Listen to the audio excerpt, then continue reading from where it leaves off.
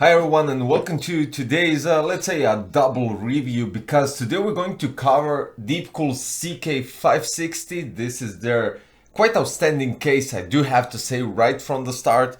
And right here we have their, I think we covered that one, the AK620 CPU tower cooler, which is in full white, and it really does the job quite nicely. I'm actually really a big fan of the new logo, new design, and everything that DeepCool is doing lately, and I can't deny that, that's for sure. Now, right here we have a CK560 case in full white, except the interior is in black, so it kind of gives a bit of a diversity for you guys that can't acquire, for instance, all white components, to give you, let's say, a bit of a possibility to go with black and white color scheme, but that's totally unimportant. On front you have three 120 addressable RGB fans. These are DF12025 something that are connected to the LED button on the top, so you can control your RGB, but you get an additional cable so you can connect them directly to your motherboard and use it like that. At the back we have a 140 non-RGB fan, which is quite nice. Now, this is quite outstanding because the case is compact, I would say a mid-tower case, which it is, and it has a possibility to place up to 280mm radiator at the top with, of course, fans, and you won't have any issues with 8-pin EPS cable at the top, VRMs, RAMs, nothing. It will just fit perfectly. But in this scenario, I didn't place anything on top. I just used the stock fans, 3 in front, 1 at the back, just to see how it will play in benchmarks. Now, something about the case. The cool thing about it has white rims on the tempered glass, so it really does look quite nice, and it really does stand out perfectly. We have at the back possibility to place two 2.5-inch SSD. You have a hard drive cage, 3.5-inch, nice meshed front with quite interesting front panel, which you can easily remove magnetically, and then with one clip actually remove the dust filter, clean it, place it back, and that's it. On front, of course, you can place a 360, 280 or 240 radiator, so there's loads of possibilities to go with AIOs.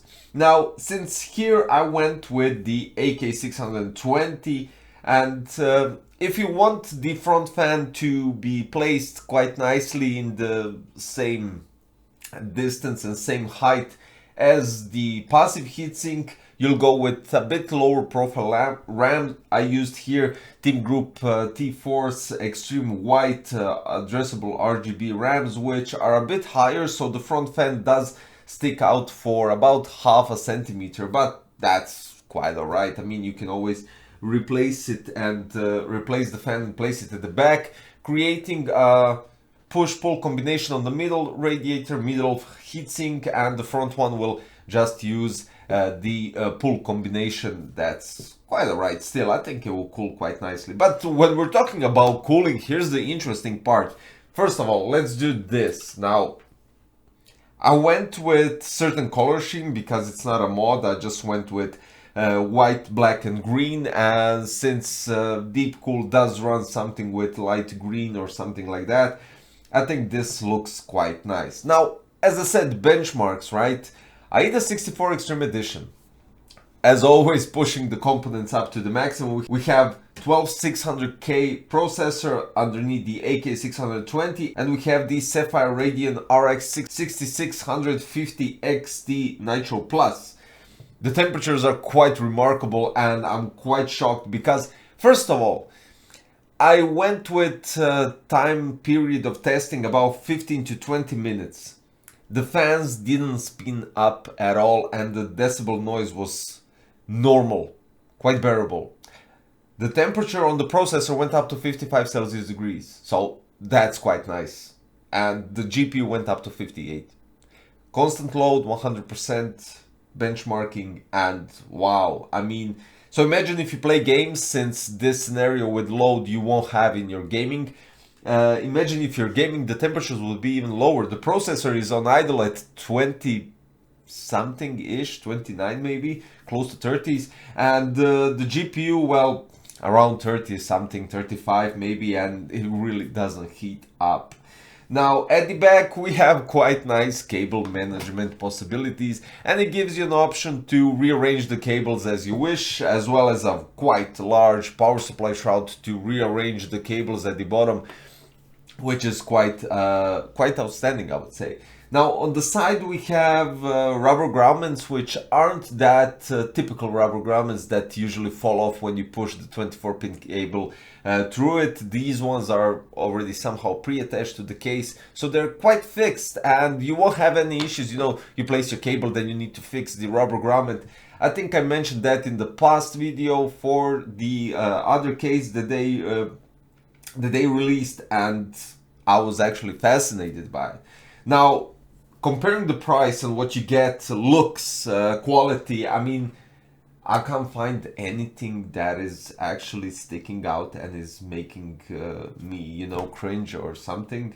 So I would say that these two pairs are actually a quite best buy. So PC Crazy best buy badge for the DeepCool CK560 and for the DeepCool AK620 white, because why not?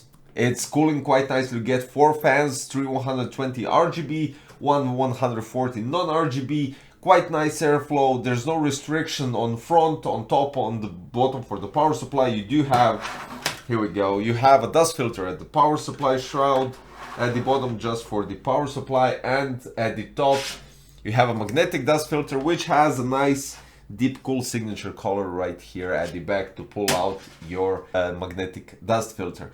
One more thing that needs to be mentioned for this case, it has loads of ports. So we have 2 USB 3.0, you have USB Type-C, and you have one 3.5mm jack 4-pole.